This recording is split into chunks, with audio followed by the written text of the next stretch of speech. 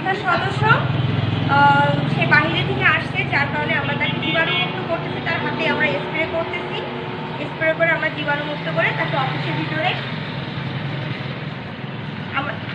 আমাদের এই যে গেটে হাত লাগছে, তার স্পর্শ লাগছে, সে বাইরে থেকে এসেছে, যার কারণে আমরা আমাদের কাস্টমার গেটেও স্প্রে করে দিচ্ছি যাতে আমাদের গেটে কোনো জীবাণু না থাকে।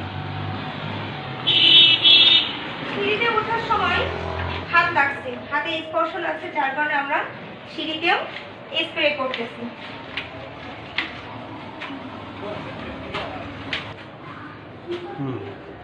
আমাদের এইসব জায়গাতে হাত লেগেছে, যার কারণে আমরা এখানে স্প্রে করতেছি। আমাদের অফিসে ঢুকছে, আমাদের দরজাতেও অনেক জায়গায় স্পর্শ লাগছে।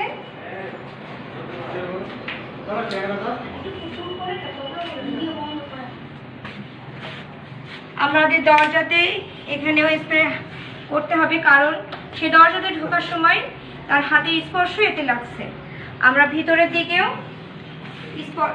স্পর্শ লাগার জন্য ভিতরেও করব, স্প্রেটা করে দিব। আমাদের এতেও লাগছে হাতে স্পর্শ, যার কারণে আমরা এতেও স্প্রেটা করে দিচ্ছি। আমাদের বাইরে থেকে যারা আসে তাদের হাতে স্পর্শ ওয়াশরুমে ঢোকার সময় লাগতে পারে, যার কারণে আমরা ওয়াশরুমের টয়লেটের হ্যান্ডেলেও স্প্রে করে দিয়ে দিলাম। আমাদের কাজের ক্ষেত্রে দেখা যাচ্ছে আলমারি খুলতে হচ্ছে, সেখানেও আমাদের হাতের স্পর্শ লাগছে, যার কারণে সেখানেও আমরা স্প্রে করে দিচ্ছি।